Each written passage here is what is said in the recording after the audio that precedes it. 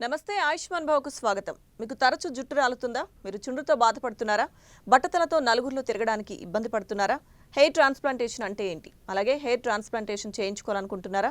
జుట్టు రాలుట సమస్యలు పరిష్కారాలపై మాట్లాడేందుకు మనతో పాటు ఉన్నారు hair and skin factory cosmetologist doctor Bindu garu. వారిని అడిగి మరిన్ని సలహాలు సూచనలు తెలుసుకుందాం.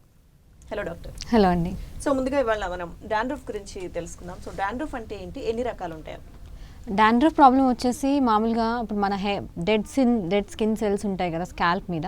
ఆ డెడ్ స్కిన్ సెల్స్ వచ్చేసి నార్మల్గా చిన్నగా స్మాల్ ఫ్లేక్స్ లాగా ఫామ్ అయ్యి మనకి ఎక్కువ డాండ్రఫ్ లాగా కనిపిస్తూ ఉంటుంది.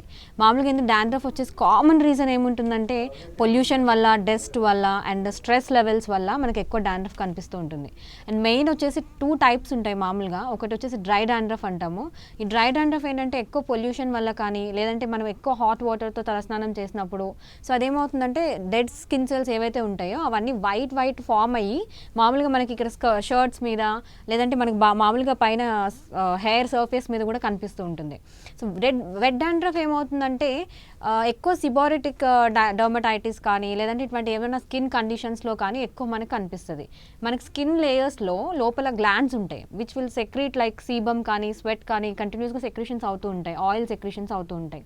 సో ఇవి ఏమవుతుందంటే ఎక్సెస్ ఆయిల్ సెక్రీషన్స్ అయినప్పుడు మనకి ఏవైతే డెడ్ స్కిన్ సెల్స్ ఉంటాయో ఆ ఆయిల్ సెక్రీషన్స్తో కలిసి పెద్ద లార్జ్ ఫ్లేక్స్ లాగా ఫామ్ అయ్యి మనకి బాగా అంటే మొత్తం రూట్స్ దగ్గర నుంచి లోపల మొత్తం ఒక లేయర్ లాగా ఫామ్ అవుతూ ఉంటుంది. మనం వెట్ డాండ్రఫ్కి డ్రై డాండ్రఫ్కి యాక్చువల్గా డిఫరెన్షియేట్ కూడా చేయొచ్చు. వెట్ ఏంటంటే ఎల్లో కలర్ ఫ్లేక్స్ లాగా ఫామ్ అయ్యి పెద్దగా they will be large in size. నార్మల్గా డ్రై డాండ్రఫ్ ఏంటంటే నార్మల్గా చిన్నగా వైట్ రౌండ్ ఫాలికల్స్ లాగా, పార్టికల్స్ లాగా కనిపిస్తుంది. సో మామూలుగా వెట్ డాండ్రఫ్ ఉన్నప్పుడు ఏంటంటే మనం ఇమీడియట్గా కన్సల్ట్ అవ్వడం, డాక్టర్ దగ్గరికి వెళ్ళి దానికి తగ్గ ట్రీట్మెంట్ తీసుకోవడం బెటర్. డ్రై డాండ్రఫ్ ఏంటంటే లైక్ కొన్ని మెడికేటెడ్ షాంపూస్ యూస్ చేస్తే మోస్ట్లీ కంట్రోల్ అవుతుంది. అయితే హెయిర్ ఫాల్కి సంబంధించి ఏది ఎక్కువ ఇంపాక్ట్ చూపిస్తుంది అంటారు హెయిర్ మీద డాండ్రఫ్లో? డ్రై డాండ్రఫ్ ఎక్కువ ఇంపాక్ట్ చూపిస్తుంది ఆబ్వియస్గా. ఎందుకంటే మామూలుగా డాండ్రఫ్ ప్రాబ్లం ఉంటేనే హెయిర్ ఫాల్ అనేది కామన్. ఎందుకంటే డాండ్రఫ్ అనేది ఒక ఫంగల్ ఇన్ఫెక్షన్ అవుతుంది. సో ఫంగల్ ఇన్ఫెక్షన్ ఉన్నప్పుడు ఏంటంటే ఈ డ్యామేజెస్ ద రూట్. మామూలుగా రూట్ ఎంత స్ట్రాంగ్గా ఉన్నా కూడా ఫంగల్ ఇన్ఫెక్షన్ వచ్చేసరికి ఏమవుతుందంటే వీక్ అయిపోతుంది. సో వీక్ రూట్స్ అయ్యేప్పటికీ ఏంటంటే ఫాలింగ్ స్టేజ్ అనేది తొందరగా స్టార్ట్ అవుతుంది. సో మామూలుగా డాండ్రఫ్ ప్రాబ్లం ఉంటేనే హెయిర్ ఫాల్ అనేది చాలా కామన్గా కనిపించే సిమ్టమ్. అందులో వెట్ డాండ్రఫ్ ఉన్నప్పుడు ఏంటంటే ఇట్ ఫార్మ్స్ లైక్ బ్లాక్స్ చేసేస్తుంది, పోర్స్ అన్నిటిని బ్లాక్ చేసేసి, తర్వాత డర్ట్ ఫార్మేషన్ ఎక్కువగా ఉండి, స్వెట్ ఫార్మేషన్ ఎక్కువగా ఉండి, కొన్నిసార్లు స్మెల్ కూడా రావచ్చు. సో ఎక్కువ ఏంటంటే వెట్ డాండ్రఫ్ ఉంటే ఇంకెక్కువ ప్రాబ్లం అవుతుంది. Okay doctor. సో అయితే హెయిర్ ఫాల్ ట్రీట్మెంట్స్కి వచ్చే వాళ్ళలో అంటే మీ దగ్గర క్లయింట్స్ వస్తుంటారు, వాళ్ళు కనుక ఇప్పుడు మీరు చెప్పిన అంటే 2 టైప్ ఆఫ్ డాండ్రఫ్లో ఏది ఉన్నా కానీ ఎలాంటి ట్రీట్మెంట్ ఇచ్చి ఫస్ట్ డాండ్రఫ్ని కంట్రోల్ చేస్తారు? డాండ్రఫ్ ట్రీట్మెంట్ వచ్చేసి నార్మల్గా వచ్చేసి 3 టైప్స్లో ఉంటుంది. ఒకటి ఏంటంటే షాంపూస్, మెడికేటెడ్ షాంపూస్, ఇంకొకటి లైఫ్ స్టైల్ చేంజ్, ఇంకొకటి ఏంటంటే hair care.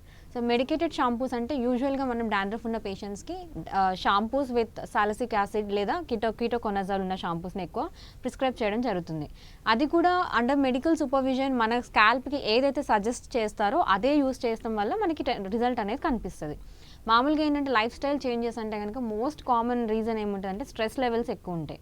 So stress levels ఎక్కువ ఉండడం వల్ల కూడా ఈ ఆయిల్ సెక్రీషన్స్ ఎక్కువ అవ్వడము, తర్వాత డాండ్రఫ్ ఎక్కువ ఫామ్ అవ్వడము, దానివల్ల హెయిర్ ఫాల్ అవ్వడం అనేది కనిపిస్తుంది. సో స్ట్రెస్ లెవెల్స్ కానీ, తర్వాత వైటమిన్ డెఫిషియన్సీస్ కానీ, న్యూట్రిషన్ వైజ్ మనం తీసుకునే కొన్ని చేంజెస్ కానీ, like vitamin B, zinc, biotin ఇటువంటివి ఎక్కువ తీసుకోవడం వల్ల ఏంటంటే మనకి హెయిర్ ఫాల్ కంట్రోల్ అనేది తగ్గుతుంది డాండ్రఫ్ వల్ల కూడా. ఇంకొకటి ఏంటంటే హెయిర్ కేర్. మనం మంచిగా హెయిర్ వాష్ చేసినప్పుడు కానీ, లేదంటే బయటకు పొల్యూషన్లోకి వెళ్ళి మళ్ళీ రిటర్న్ ఇంటికి వచ్చినప్పుడు కానీ మనం కరెక్ట్గా హెయిర్ వాష్ చేసుకోవడము, తర్వాత వీక్లీ ఇన్నిసార్లు కరెక్ట్గా వాష్ చేసుకోవడము, ఆయిలింగ్ చేసుకోవడము, వీటన్నిటి వల్ల ఏంటంటే మనం కొంతవరకు డాండ్రఫ్ని కంట్రోల్ చేసుకోవచ్చు. Okay.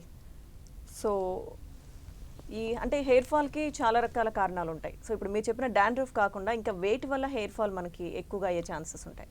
Hair ఫాల్కి most common reason వచ్చేసి ఫీమేల్స్లో వచ్చి చూస్తే హార్మోనల్ చేంజెస్ వల్ల ఎక్కువ వరకు మనకి హెయిర్ ఫాల్ అనేది కనిపిస్తుంది. సో మేల్స్లో వచ్చేప్పటికి ఏంటంటే మోస్ట్లీ జెనెటిక్ ఇష్యూస్ ఎక్కువ ఉండడం వల్ల అవుతుంది. ఫీమేల్స్లో కూడా జెనెటిక్ రీజన్స్ ఉంటాయి, బట్ మేల్స్లో ఏంటంటే అది మనకి ఎక్కువ శాతం కనిపిస్తూ ఉంటుంది. ఫీమేల్స్లో వచ్చేసి మనకి హార్మోనల్ చేంజెస్ అనేవి ఎవ్రీ స్టేజ్లో మనకు కనిపిస్తాయి. Like every stage like 10 to 20 years, 20 to 30 years, 30 to 40 years. So every స్టేజ్లో మనకి ఎక్కువ hormonal changes almost every month మనం హార్మోనల్ చేంజెస్లో సైకిల్స్లో ఉంటాం కాబట్టి హార్మోనల్ చేంజ్ సైకిల్లో సో మనకి ఎక్కువ హెయిర్ ఫాల్ అనేది హార్మోనల్ ఇంబ్యాలెన్సెస్ వల్ల కనపడుతుంది. ఇంకొకటి ఏంటంటే స్ట్రెస్ లెవెల్స్. మనం చెప్పినట్టు హెయిర్ ఫాల్ మెయిన్ రీజన్ ఏముంటుందో అంటే స్ట్రెస్ లెవెల్స్ కూడా ఉంటాయి. సో ఎక్కువ మనకి అన్నీ వాడుతున్నాము, షాంపూస్ వాడుతున్నాము, హెయిర్ ఆయిల్ వాడుతున్నాము, అయినా కూడా హెయిర్ ఫాల్ అవుతుందని కంప్లైంట్ చేస్తారు. మెయిన్ రీజన్ ఏముంటుందంటే వర్క్ స్ట్రెస్ కావచ్చు, ఏదైనా కూడా స్ట్రెస్ లెవెల్స్ ఎక్కువ ఉండడం వల్ల కూడా అవుతుంది. ఇంకొకటి ఏంటంటే మన life style changes. Correct food తీసుకోకుండా మనము ఎక్కువ జంక్ ఫుడ్ తీసుకోవడం కానీ, like healthy nutritious food like biotin content, iron content, తర్వాత వైటమిన్ కంటెంట్, జింక్ ఇలాంటివి ఎక్కువ ఉన్న మినరల్స్ ఉన్న ఫుడ్ తీసుకోవడం తక్కువ అవ్వడం కానీ, తర్వాత మనం వాడే ఆయిల్స్ అండ్ షాంపూస్ ఏవైతే ఉంటాయో బాగా కెమికల్ బేస్డ్ ఎక్కువ యూస్ చేయడం వల్ల, సో అలాంటి వాటి వల్ల ఎక్కువ హెయిర్ ఫాల్ అనేది కనిపిస్తుంది. మేల్స్లో వచ్చేప్పటికి ఏమవుతుందంటే జెనెటిక్ డిజార్డర్ వల్ల ఎక్కువ మనకి హెయిర్ ఫాల్ చూస్తుంటాము. సో జెనెటిక్గా వచ్చేది ఏంటంటే మనకి ఇంతకుముందు ఆన్సెట్ అనేది చాలా లేట్గా ఉండేది, లైక్ సమ్ 30s, 40sలో ఉండేది. ఇప్పుడు మనం కొంచెం ఎర్లీగానే చూస్తున్నాము. ఓకే. సో అయితే అలోపేషియా ట్రీట్మెంట్ అంటే ఏంటంటే దానికి సంబంధించి ఎలా ఉంటుంది అది? అలోపేషియా అంటే వచ్చేసి మేల్ ప్యాటర్న్ బాల్నెస్ అంటాం దాన్ని. సో మనం జనరల్గా మేల్స్లో ఏదైతే ప్యాటర్న్ ఆఫ్ బాల్నెస్ చూస్తామో యూజువల్గా ఫోర్ హెడ్ నుంచి స్టార్ట్ అవుతుంది and back side temple reason వరకు టిల్ క్రౌన్ రిసీడ్ అవుతుంటుంది. సో దీన్ని మేల్ ప్యాటర్న్ బాల్నెస్ అంటాము, అలోపేషియా అని కూడా అంటాము. సో అలోపేషియాలో యాక్చువల్గా ఏంటంటే కొన్ని టైప్స్ ఉంటాయి. మామూలుగా అలోపేషియా ఆండ్రోజెనిక్ అలోపేషియా అంటాము. Usually commonly seen in men, ఇది జెనెటిక్గా వచ్చేది ఇది. సో మామూలుగా ఫోర్ హెడ్ ఫ్రంట్ లైన్ నుంచి స్టార్ట్ అయ్యి టెంపుల్ రీజన్స్, తర్వాత మెల్లమెల్లగా four head back crown area వరకు రెసీడ్ అవుతూ ఉంటుంది. సో దీనికి ఏంటంటే యూజువల్గా మనం తీసుకునే ట్రీట్మెంట్ ఏంటంటే ఇనీషియల్ స్టేజెస్లో కనుక మనం దీన్ని అబ్జర్వ్ చేసుకొని డాక్టర్ దగ్గర ట్రీట్మెంట్కి వెళ్ళినట్టయితే ట్రీట్మెంట్స్తోనే కొంతవరకు దీని ఆన్సెట్ని డిలే చేసుకోవడం జరుగుతుంది. ఎక్కువ అయిపోయింది, ఆల్మోస్ట్ బాల్నెస్ వచ్చేసింది ఇంకా అన్న స్టేజ్లో ఏంటంటే హెయిర్ ట్రాన్స్ప్లాంట్ మాత్రం చేయించుకోగలుగుతాము. సో ఇంకొక టైప్ ఏముంటుందంటే అలోపేషియా అరియాటా అంటాము. దీంట్లో ఎలా ఉంటుందంటే హెయిర్ లాస్ ప్యాచెస్గా ఉంటుంది, లైక్ ప్యాచీగా ఊడిపోతూ ఉంటుందన్నమాట. సో ఇదేంటంటే మనం దీనికి హెయిర్ ట్రాన్స్ప్లాంట్కి కూడా వెళ్ళలేము దీనిలో. అలా అని చెప్పి నార్మల్గా దానంతట అదే రిసైడ్ అవుతుందా అంటే అలా కూడా ఉండదు. కొంతమందిలో దానంతట అదే మళ్ళీ సెట్ బ్యాక్ అవుతుంది, బట్ కొంతమందిలో ఇంకా ఎక్కువ ఎక్స్టెండ్ అవుతుంది. సో అలాంటి సిచ్యువేషన్లో ఏం చేస్తామంటే యూజువల్గా మెడికేషన్స్ ఉంటాయి దానికి, అలోపేషియా అరియాటాకి. సో ఆ మెడికేషన్స్ని కంట్రోల్ చేసుకుని తర్వాత హెయిర్ రీగ్రోత్ కోసం ట్రై చేయాల్సి ఉంటుంది. ఇంకొక టైప్ ఏముంటుందంటే అలోపేషియా టోటాలిస్ అంటాము. అలోపేషియా టోటాలిస్ అంటే ఈ అలోపేషియా అరియాటానే ఎక్స్టెన్షన్ అనమాట. అంటే ఫోర్ హెడ్ నుంచి we can sometimes see it on like beard మీద చూడొచ్చు, ముస్టాచ్ మీద చూడొచ్చు. సో అట్లా ఎక్స్టెండ్ అవుతుంది. సో ఇలాంటి సిచ్యువేషన్స్లో ఇప్పుడు మన బియర్డ్ మీద కనిపిస్తే కూడా ఏంటంటే మనకు కొన్ని మెడికేషన్స్ ఉంటాయి, సొల్యూషన్స్ ఉంటాయి, అవి మనం కరెక్ట్గా అప్లై చేసుకున్నట్టయితే మనకి రిజల్ట్ అనేది కనిపిస్తుంది. తర్వాత యూనివర్సాలిస్ అనే ఒక టైప్ ఉంటుంది. దీనిలో ఏమవుతుందంటే అలోపేషియా అరియాటా ఎంత ఎక్స్టెండ్ అవుతుందంటే like all the parts of your body hair loss అనేది కనపడుతుంది, అది కూడా ప్యాచెస్గా. సో అంతవరకు ఎక్స్టెండ్ అవ్వకుండా మనకి అరియాటా స్టేజ్లో ఉన్నప్పుడే మనం కనుక కరెక్ట్గా డాక్టర్ని అప్రోచ్ అయ్యి కరెక్ట్ ట్రీట్మెంట్ తీసుకుంటే దీనికి చాలా వరకు కంట్రోల్ చేసుకోవచ్చు. ఓకే డాక్టర్, చాలా మందికి అంటే ఈ హెయిర్ ఫాల్ అనేది స్టార్ట్ అయిన తర్వాత, అంటే మీరు చెప్పినట్టుగా ఇందాక బాల్నెస్ అనేది స్టార్ట్ అయిపోయిన తర్వాత కొన్ని మెడిసిన్స్ వాడుతుంటారు. కొంతమంది ఎక్కడైతే హెయిర్ లాస్ అయిందో ఆ ప్లేస్లో ఇంజెక్షన్స్ చేయించుకోవడం ఇలాంటివి కొన్ని చేస్తుంటారు. సో అది అంటే ఎంతవరకు సేఫ్ అంటారు? అసలు హెయిర్ గ్రోత్ అనేది వస్తుందా, రీగ్రోత్ ఉంటుందా దానివల్ల? బాల్నెస్ వరకు మామూలుగా హెయిర్ ఫాల్ స్టేజ్లో ఉన్నప్పుడు అయితే కనుక నార్మల్ హెయిర్ ఫాల్ అవుతుంది, కొంచెం ఎక్కువగా హెయిర్ ఫాల్ అవుతుంది. యూజువల్గా మనకి హెయిర్ ఫాల్ అంటే లైక్ సమ్ 50 to 100 strands నార్మల్గా ఎవ్రీడే హెయిర్ ఫాల్ అవుతుంది, అది కామన్. సో అలా అవుతున్నప్పుడు మనం పెద్దగా టెన్షన్ పడాల్సిన అవసరం లేదు. అంతకంటే ఎక్కువ అవుతుంది అనేది మనం అబ్జర్వ్ చేసుకున్నాము అంటే మనకి హెయిర్ ఫాల్ ట్రీట్మెంట్స్ అనేవి అవైలబుల్ ఉంటాయి. సో హెయిర్ ఫాల్ ట్రీట్మెంట్స్ తీసుకుంటున్నప్పుడు మనం పర్టికులర్గా ఓన్లీ ట్రీట్మెంట్ మీద బేస్ అవ్వకుండా మనం మన సైడ్ నుంచి మెయింటెనెన్స్గా లైక్ న్యూట్రిషన్ కానీ ఫుడ్ కానీ అలాంటి చేంజెస్ చేసుకొని అలాంగ్ విత్ దట్ మనం ట్రీట్మెంట్ తీసుకుంటే రిజల్ట్ అనేది కనిపిస్తుంది. సో మోస్ట్లీ మనం హెయిర్ ఫాల్ కోసం తీసుకునే ట్రీట్మెంట్ వచ్చేసి పిఆర్పి ట్రీట్మెంట్ తీసుకుంటాము. సో పిఆర్పి ట్రీట్మెంట్ ఏంటంటే లోపలికి మనం ఇంజెక్ట్ చేస్తాము. ఇంజెక్ట్ చేసినప్పుడు దాంట్లో నుంచి గ్రోత్ ఫ్యాక్టర్స్ రిలీజ్ అయ్యి ఏవైతే రూట్స్ అంతా వీక్గా ఉన్నాయో అవి స్ట్రెంగ్తన్ అవుతాయి. సో ఇది ఏం చేస్తుందంటే హెయిర్ ఫాల్ని కంట్రోల్ చేస్తుంది. సో ఎక్కడైతే వీక్ రూట్స్ ఉన్నాయో వాటిని స్ట్రెంగ్తన్ చేసి వాటి ఫాల్ మాత్రమే ఆపగలుగుతుంది. సో ట్రీట్మెంట్ వల్ల డెఫినెట్గా మనకి 80 to 90% డెఫినెట్గా మంచి రిజల్ట్ ఉంటుంది. ఓకే. సో అయితే ఇప్పుడు చాలా మంది హెయిర్ ట్రాన్స్‌ప్లాంటేషన్ వైపు వెళ్తున్నారు. చాలా మందికి చాలా డౌట్స్ కూడా ఉంటాయి దానిలో. So hair transplantation hair fall అనేది ఏ స్టేజ్‌లో ఉన్నప్పుడు చేయించుకోవచ్చు? దాని ప్రొసీజర్ ఏంటి? మామూలుగా హెయిర్ ఫాల్ స్టేజెస్ ఉంటాయండి. 1-6 స్టేజెస్, 1-7 స్టేజెస్ వరకు ఉంటాయి. మామూలుగా 1-3 స్టేజెస్లో ఉన్నప్పుడు ఏంటంటే నార్మల్గా హెయిర్ ఫాల్ ట్రీట్మెంట్ని మనం సజెస్ట్ చేయడం జరుగుతుంది. అంతకంటే ఎక్కువ అయింది, సపోజ్ మన రిసీడింగ్ వచ్చేసి మొత్తం ఆల్మోస్ట్ లైక్ 1/3 ఆఫ్ ద ఫోర్ హెడ్కి వచ్చింది అంటే అక్కడ నుంచి మనం హెయిర్ ట్రాన్స్ప్లాంట్ని సజెస్ట్ చేయాల్సి ఉంటుంది. సో హెయిర్ ట్రాన్స్ప్లాంట్ని సజెస్ట్ చేయడానికంటే ముందు మనం హెయిర్ ట్రీట్మెంట్ తీసుకున్నా కూడా ఎక్కడైతే మనకు ఆల్రెడీ బాల్నెస్ వచ్చేసిందో అక్కడ రీగ్రోత్ అనేది ఆల్మోస్ట్ ఇంపాసిబుల్ ఉంటుంది. మనం ఒకవేళ ట్రై చేద్దాము అని చేస్తే కూడా ఛాన్సెస్ వచ్చేసి అంత 50-50 ఛాన్సెసే ఉంటాయి తప్ప కంపల్సరీ హెయిర్ గ్రోత్ అనేది మనం అక్కడ చూడలేము. సో మామూలుగా మనకు బాల్నెస్ ఒకసారి స్టార్ట్ అయింది అంటే కనుక హెయిర్ ట్రాన్స్ప్లాంట్కి వెళ్ళి చేయించుకోవడమే మంచి ఆప్షన్. ఓకే. సో అయితే హెయిర్ ట్రాన్స్‌ప్లాంటేషన్‌కి వచ్చినప్పుడు ఎటువంటి టెస్ట్‌లు ఉంటాయి ముందు? క్లయింట్‌కి ఎటువంటి టెస్ట్‌లు చేస్తారు? అంటే ఏ విధంగా వాళ్ళు మీ సజెషన్స్ అవి తీసుకోవాల్సి వస్తుంది? ఎలా ఫాలో అవ్వాలి? హెయిర్ ట్రాన్స్ప్లాంట్కి ఒక 10 డేస్ ముందే మనం కంప్లీట్ బ్లడ్ పిక్చర్ తీసుకోవడం జరుగుతుంది. ఏవైతే ఏమైనా డెఫిషియన్సీస్ ఉన్నాయా లేకపోతే ఏదైనా ప్రాబ్లం ఉంటే కనుక డైట్లో చేంజెస్ వల్ల దాన్ని కరెక్ట్ చేయడం జరుగుతుంది. యూజువల్గా మనకి మోస్ట్ ఇంపార్టెంట్ ఫ్యాక్టర్స్ ఏముంటాయంటే బ్లడ్ ప్రెషర్ ఒకటి ఉంటుంది, డయాబెటీస్ ఒకటి ఉంటుంది, and blood haemoglobin levels and red blood cell levels ఉంటాయి. సో ఈ 3 ఫ్యాక్టర్స్ కనుక ఆల్మోస్ట్ కరెక్ట్గా మనకు కావాల్సిన రేంజ్లో ఉన్నాయి అంటే మనం ట్రీట్మెంట్కి వెళ్ళడానికి ఎటువంటి ప్రాబ్లం ఉండదు.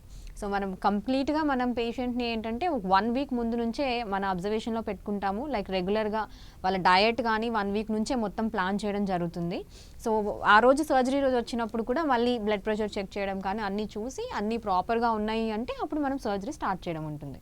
ఓకే బిందు గారు, ఇందాక అంటే హెయిర్ ట్రాన్స్‌ప్లాంటేషన్‌కి వచ్చినప్పుడు మీరు చేసే టెస్ట్‌లో వాళ్ళకి డాండ్రఫ్ కానీ కొన్ని రకాల స్కిన్ ఇన్ఫెక్షన్స్ కానీ ఇలాంటివి ఉంటే వాళ్ళకి ఎలా అంటారు? అవి కంట్రోల్ చేసిన తర్వాత చేయాలా ట్రీట్మెంట్? డాండ్రఫ్ ప్రాబ్లం అయితే ఆల్మోస్ట్ చాలా మందికి ఉంటుంది. ఎందుకంటే హెయిర్ ఫాల్ ప్రాబ్లం ఉండి బాల్నెస్కి వెళ్తుంది చాలా మందికి కామన్గా డాండ్రఫ్ ప్రాబ్లం అనేది ఉంటుంది.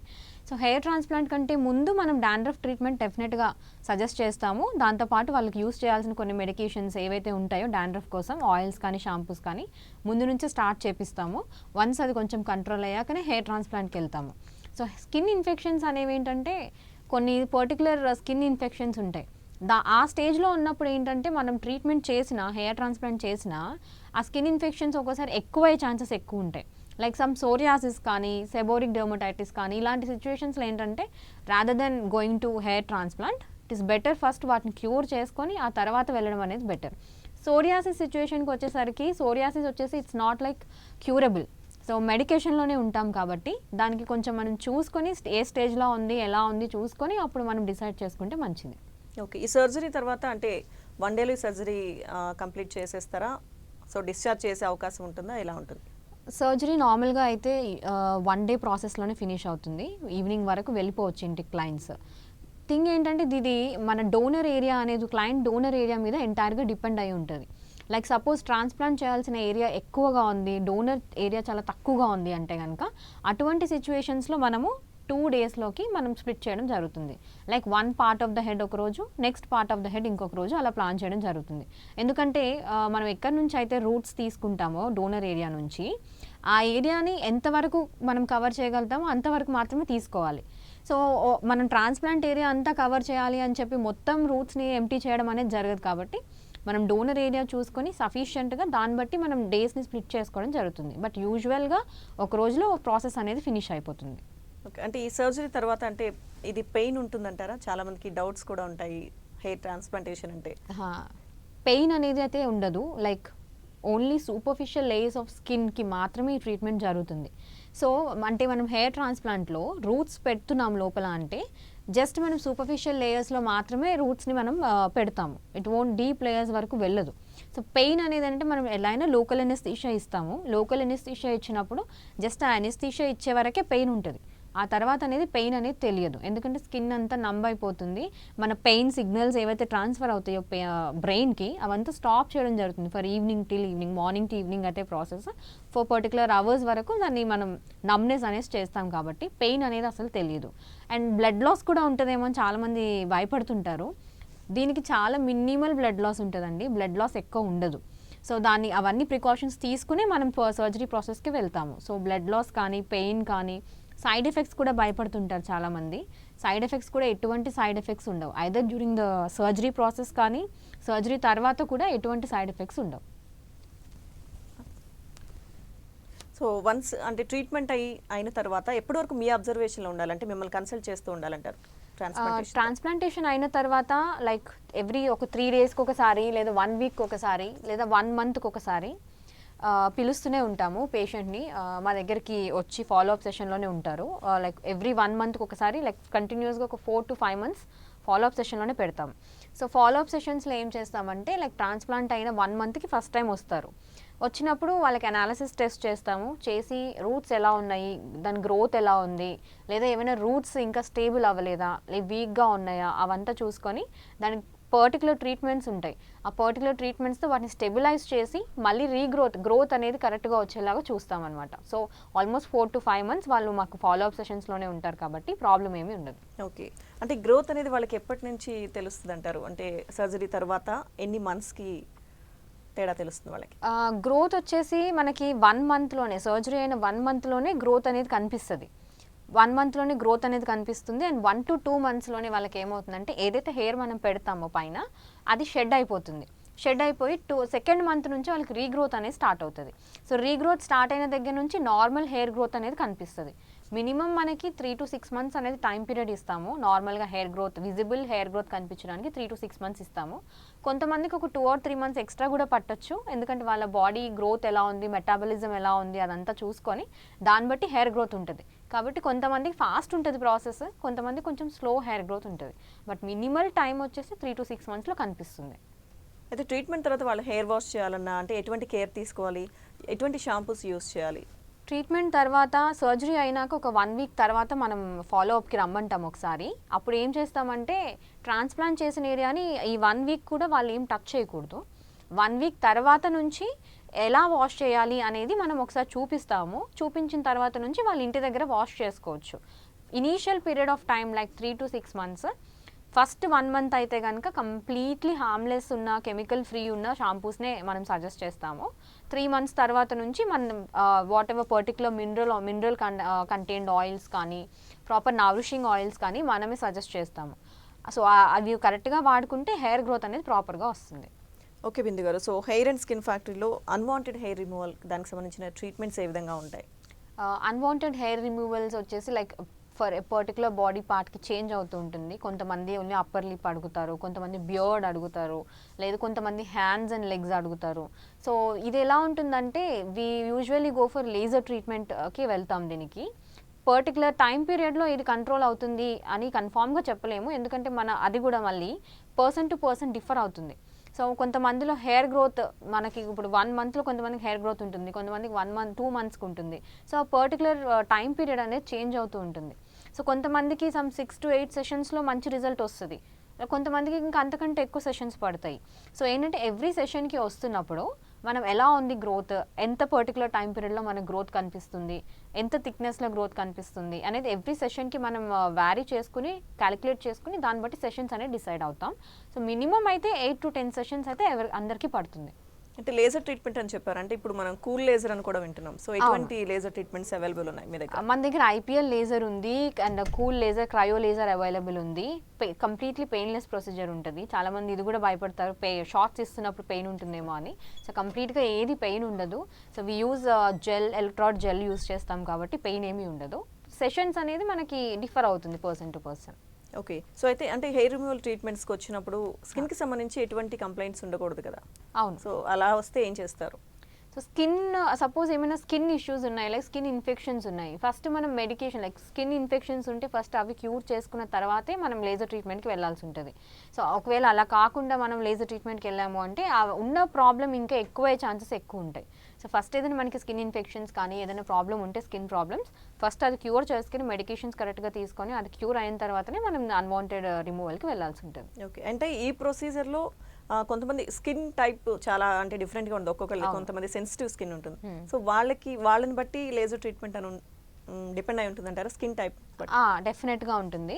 దీంట్లో కూడా మనకి స్కిన్ టైప్ 1, టైప్ 2, టైప్ 3 అని ఉంటుంది. దాంట్లో ఏమవుతుందంటే స్కిన్ సెన్సిటివిటీ, సపోజ్ కొంతమంది వచ్చేసి ఇంటెన్సిటీ ఉంటుంది. ఆ ఇంటెన్సిటీని మనం ఇంక్రీజ్ చేసుకోవడం, డిక్రీజ్ చేసుకోవడం according to the patient skin. అని అకార్డింగ్ టు ద సెషన్స్ కూడా రిఫర్ అవుతూ ఉంటుంది. సో దీంట్లో ఏమవుతుందంటే ఇనీషియల్గా వెరీ సెన్సిటివ్ స్కిన్ ఉన్నారు అంటే కనుక వెరీ లెస్ ఇంటెన్సిటీ స్టార్ట్ చేసుకుంటాం. సో స్టార్ట్ చేసుకొని మనం ఓన్లీ కొంతమంది ఏంటంటే అంత లెస్ ఇంటెన్సిటీని కూడా బేర్ చేయలేరు, పెయిన్ ఎక్కువ ఉంటుంది వాళ్ళకి. సో అలాంటప్పుడు ఏంటంటే చాలా తక్కువ ఇంటెన్సిటీనే స్టార్ట్ చేస్తాము. యాజ్ గోయింగ్ ఆన్ లైక్ సెషన్స్లో ఇంక్రీజ్ అవుతున్నప్పుడు కొద్దిగా వాళ్ళ బాడీ దానికి అడ్జస్ట్ అవుతున్న కొద్దీ మనం ఇంటెన్సిటీని పెంచుకుంటూ ట్రీట్మెంట్ అనేది ఇవ్వాల్సి ఉంటుంది. ఓకే బిందు గారు, సో అయితే పిగ్మెంటేషన్కి ఎటువంటి ట్రీట్మెంట్ ఉంటుంది? యూజువల్గా పిగ్మెంటేషన్ వచ్చేసి మనకి అనేమియా ప్రాబ్లం ఉన్నప్పుడు కానీ లేదా ఏమైనా హిమోగ్లోబిన్ లెవెల్స్ తక్కువయ్యి అనీమిక్ అయిపోతే అలాంటి సిచ్యువేషన్స్లో ఎక్కువ పిగ్మెంటేషన్ అనేది చూస్తుంటాము. అండ్ వన్ మోర్ పిగ్మెంటేషన్ ఏంటంటే లైక్ మెలనిన్ పిగ్మెంట్ అనేది మనకి అందరికీ మెలనిన్ సెల్స్ ఉంటాయి, ఆ మెలనిన్ పిగ్మెంట్ని సెక్రెట్ చేస్తుంటుంది. అండ్ ఎక్సెస్లో సెక్రెట్ చేస్తున్నప్పుడు మనం ఎక్కువ పిగ్మెంటేషన్ ఇక్కడ చూస్తాము, నోస్ మీద చూస్తాము, అది కామన్ ఏరియాస్ ఉంటాయి. సో నోస్ మీద మనకి పిగ్మెంటేషన్ వస్తుంది అంటే మోస్ట్ కామన్ ఏంటంటే అది ఐరన్ డెఫిషియన్సీ కనుక ఉంటే మనకి నోస్ మీద ప్యాచెస్ లాగా పిగ్మెంటేషన్ అనేది ఫామ్ అవుతుంది. సో ఈ పిగ్మెంటేషన్ మనకి ఫుడ్ వల్ల కూడా, ఫుడ్లో ఉన్న డెఫిషియన్సీస్ వల్ల, న్యూట్రిషన్ కరెక్ట్గా లేకపోవడం వల్ల, అలా కూడా దానివల్ల కూడా డైట్ వల్ల కూడా మనకి ఈ పిగ్మెంటేషన్ ప్రాబ్లం అనేది కనిపిస్తుంది. సో మామూలుగా మన దగ్గర ట్రీట్మెంట్స్ అనేవి అవైలబుల్ ఉంటాయి. లైక్ మెడికేషన్స్ ఎలా అయినా మనం ఏమైతే ఆయింట్మెంట్స్ వాడాలి అనేవి మనము ప్రిస్క్రైబ్ చేయడం జరుగుతుంది. దాంతో పాటుగా ట్రీట్మెంట్స్ కూడా అవైలబిలిటీలో ఉంటాయి. లైక్ కెమికల్ పీలింగ్ ఉంటుంది. సో కెమికల్ పీలింగ్ అనేది ఏంటంటే ఒక్కొక్క సెషన్ లైక్ 4 to 5 సెషన్స్ అనేది యూజువల్గా పేషెంట్స్కి ఇచ్చేదే. సో ఎవ్రీ సెషన్ ఏంటంటే లైక్ 25 days to 30 days గ్యాప్లో రమ్మని చెప్తాము. సో పీలింగ్ సెషన్లో ఏమవుతుందంటే like our upper layer of the skin ఏదైతే ఉంటుందో డెడ్ సెల్స్ ఏవైతే ఉంటాయో అది ఎక్స్ఫోలియేట్ అయిపోయి new layer of skin form అవుతూ ఉంటుంది. సో అలా మనం పిగ్మెంటేషన్ని చాలా వరకు దీంట్లో తగ్గించవచ్చు. దాంతోపాటు ఏంటంటే లేజర్ ట్రీట్మెంట్ కూడా అవైలబుల్ ఉంటుంది పిగ్మెంటేషన్కి. సో అందులో కూడా లేజర్ ట్రీట్మెంట్లో కూడా మంచి రిజల్ట్ కనిపిస్తుంది. ఓకే బిందు గారు, సో స్కిన్ అనేది ట్యాన్ అవుతూ ఉంటుంది, చాలా సన్ స్క్రీన్స్ అవి యూస్ చేస్తూ ఉంటాం. అసలు ట్యానింగ్ నుంచి ఎలా ప్రొటెక్ట్ చేసుకోవాలి, ఒకవేళ ట్యాన్ అయితే ఎలా కేర్ తీసుకోవాలి? ట్యానింగ్ వచ్చేసి అందరికీ నార్మల్గా మనకి ఏంటంటే యూవీ రేస్ వల్ల మోస్ట్ కామన్లీ మనకి ఫేస్ చేసే ప్రాబ్లం. ఎందుకంటే బయటకు వెళ్ళకుండా అయితే మనం ఉండలేం కాబట్టి బయటకు వెళ్ళిన ప్రతిసారి మనకి సన్ రేస్కి ఎక్స్పోజ్ అవ్వడం వల్ల ట్యానింగ్ అనేది కామన్గా కనిపిస్తుంది. సో యూవీసీ రేస్ వల్లనే మోస్ట్లీ మనకి ట్యానింగ్ అనేది ఎక్కువ ఉంటుంది. సో మనం మామూలుగా మోస్ట్ కామన్గా మనం చేసేది ఏంటంటే సన్ స్క్రీన్స్ ఎక్కువ యూజ్ చేయడం వల్ల ఈ కొంతవరకు ట్యానింగ్ ప్రాబ్లం నుంచి బయటపడవచ్చు. సో సన్ స్క్రీన్స్ ఏంటంటే SPF factor, sun protection factor 50 వరకు మనం యూజ్ చేయొచ్చు. ఆ పైన కూడా యూజ్ చేస్తే కూడా పెద్దగా అది రిజల్ట్ ఉండదు. ఎందుకంటే SPF 50 అనేది 95% ఆల్మోస్ట్ ప్రొటెక్షన్ ఇస్తుంది. సో మన సన్ స్క్రీన్స్ వాడినప్పుడు మార్నింగ్ అప్లై చేసుకుని మళ్ళీ ఈవినింగ్ వరకు లాంగ్ స్ట్రెచ్లో ఉంటే అది మనకి పనిచేస్తుందని అనుకోకూడదు. మనం బయటకు వెళ్తున్నాము అంటే సన్ స్క్రీన్ అప్లై చేసుకుని 3 to 4 hours మోస్ట్లీ అది మనకి పనిచేసేది. 4 hours తర్వాత మళ్ళీ రీఅప్లై చేసుకోవాలి. When we are going into sun specially 4 hours తర్వాత మళ్ళీ అప్లై చేసుకోవాలి. సో మనకి అలా టైం పీరియడ్స్లో కనుక అప్లై చేసుకుంటూ ఉంటే మనకి కరెక్ట్గా రిజల్ట్ అనేది కొంచెం కనిపిస్తుంది. సపోజ్ ఇంట్లో ఉన్నప్పుడు కూడా చాలా వరకు ఏంటంటే we are expose to like mobile phones కానీ, టీవీ కానీ ఆర్ సిస్టమ్స్ కానీ, వాటి నుంచి కూడా హార్మ్ఫుల్ రేస్ అనేవి మనకి ఎమిట్ అవుతూ ఉంటాయి. బట్ మనం అదంతా పట్టించుకోము. సో మనం ఇంట్లో ఉన్నప్పుడు కూడా సన్ స్క్రీన్ యూస్ చేయడం వల్ల ఇంకా బెటర్ రిజల్ట్స్ అనేవి కనపడుతుంది. ఓకే బిందు గారు, థ్యాంక్ యూ సో మచ్ అండి. స్కిన్ అలాగే హెయిర్కి సంబంధించి చాలా సొల్యూషన్స్ చెప్పారు. Thank you. Thank you. ఇది ఇవాళ ఆయుష్మాన్ భవ. Keep watching 10 TV.